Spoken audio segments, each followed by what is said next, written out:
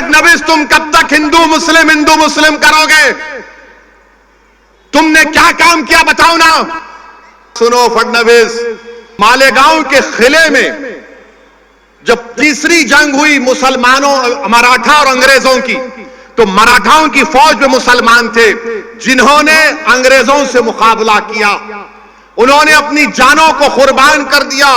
बल्कि उनके नाम आपके सामने कहना चाहूंगा ताकि नौजवानों को मालूम हो जाए कि उनके नाम क्या थे। उनके नाम में फडणवीस नहीं था, बाय द वे। उनके नाम में क्या था? सुलेमान शाह, इस्माइल अल्लाह रखा, शाबान भिकारी, बुद्धू फरीदास, अब्दुल गफ्फार, इनको फांसी पे लटकाया गया।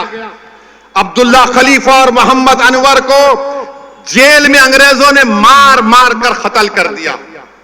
फडणवीस सुनो, तुम ये समझते हो कि कोई तुम्हारे पैर के पास बैठ के बोलेगा आप सरकार है? अरे कोई सरकार नहीं है। बाबा साहेब अंबेडकर के संविधान ने फडणवीस को ओबीसी को बराबर कर दिया। कोई बड़ा छोटा नहीं है। बल्कि सुनो फडणवीस, मैं तुम्हारे से बड़ा हूं हर एतबार से, अल्हम्दुलिल्लाह।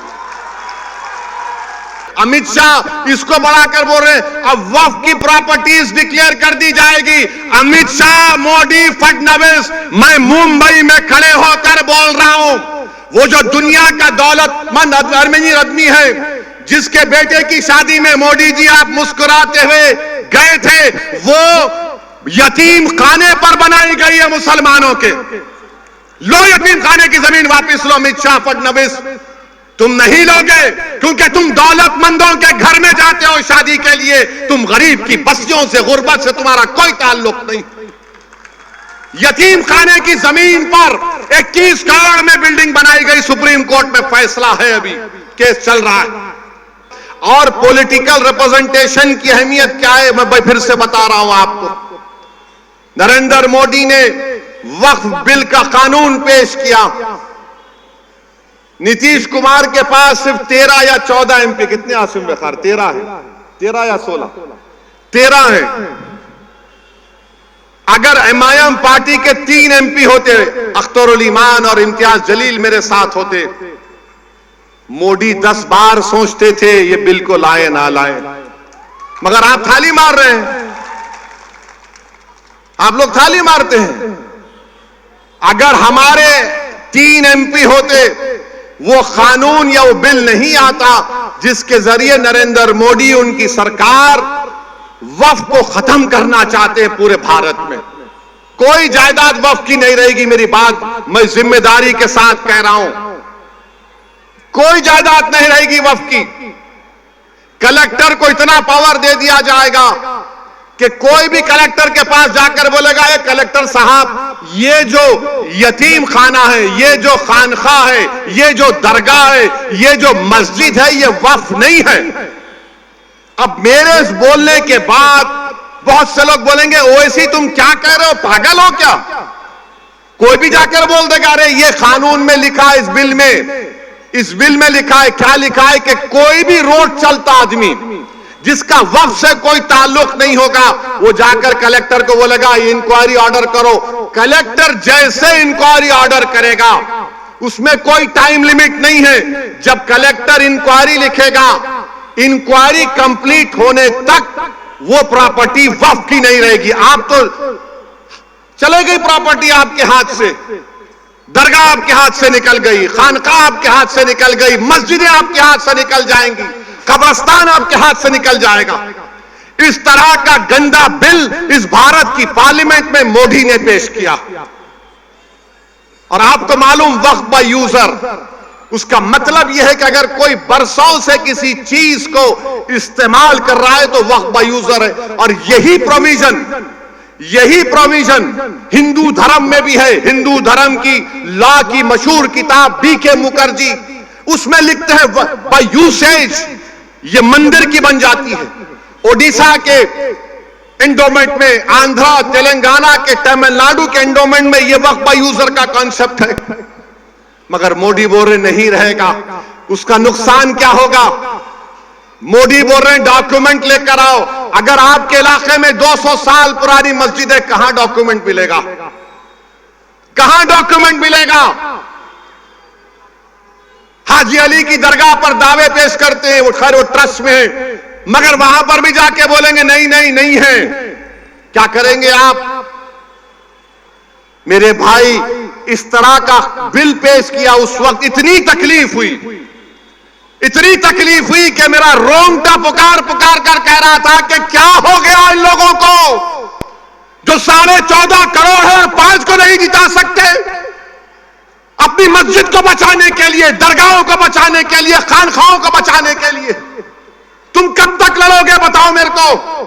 ارے میں خراب ہوں تو ختم کر دو، مجھے ہٹا دو، مجھے اس دنیا سے نکال دو، مگر تم تو قائد بنو، تم اتحاد پیدا کرو۔ کب تک تم اس ڈر میں رہو گے وہ جیتے گا یہ جیتے گا؟ ارے کوئی بھی جیتے اس کو تمہاری مسجد سے کیا مطلب؟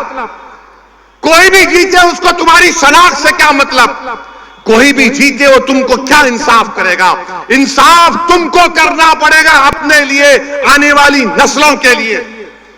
مگر تم یہ سمجھ رہے ہو نہیں وہ دوسرا ٹھاکرے ہے یہ اچھا ہے۔ کون کیا کیے بتاؤ آپ کو؟ جب یہ وقف کا بل پیش ہو رہا تھا، ادھو ٹھاکرے کے پورے ایم پیز باہر کھڑے ہوئے تھے، کوئی لوگ سبھا میں نہیں تھا۔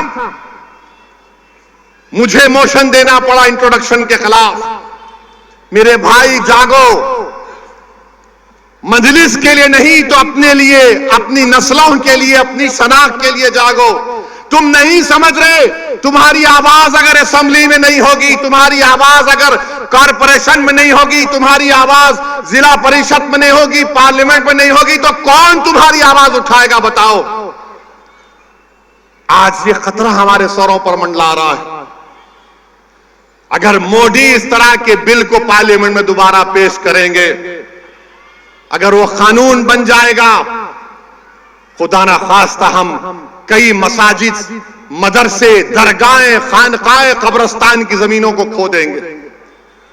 اور آپ کو معلوم دلی میں سچر کمیٹی نے پیج نمبر 221 میں کہا کہ دلی میں 130 وقف کی properties per government of India نے یعنی مودی کی سرکار نے قبضہ کر کے بیٹھا ہوا ہے۔ اس کی لاگت 2007 میں 3000 کروڑ کی تھی۔ آج ہم 2024 میں کم سے کم 10,000 کروڑ کی پراپرٹیز ہیں جو گورنمنٹ آف انڈیا اس پر انکروچ کر رہی ہے، قابض ہے۔ میرے بھائی بتاؤ، اگر ہمارے نمائندے نہیں رہیں گے، ہماری آواز نہیں اٹھے گی، تو پھر کون اٹھائے گا تمہاری آواز کو؟ مولانا آزاد کو بولنے نہیں دیتے تھے، تم کیا کون سی کھیت کی مولی ہو تم؟ مگر سبق تو حاصل کرو کہ سن 47 کے بعد جو مولانا آزاد سے ہوا وہ ہم پر تو چل رہا ہے نا، بیت رہا ہے ہم پر میرے بھائی۔ تم کیا اس وقت جاگو گے جب تمہارے محلوں کی مسجد پر نوٹس لگ جائے گی دس از ناٹ اے وقف پراپرٹی؟ تم کیا اس وقت اٹھو گے جب درگاہوں کے سامنے نوٹس لگ جائے گی دس از ناٹ اے وقف پراپرٹی؟ تم کیا اس وقت اٹھو گے جب قبرستان میں جا کر کہہ دیا جائے گا کہ تیرے ابا کی خبر پر تو شب برات کے دن آ کر پھول نہیں چڑھائے گا، یہ وقت پراپرٹی نہیں ہے؟ تم اس وقت رو گے، تم اس وقت جاگو گے جب قیامت کا سور پھونکا جائے گا۔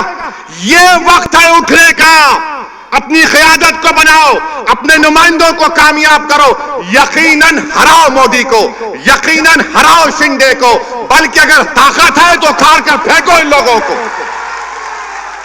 مگر یاد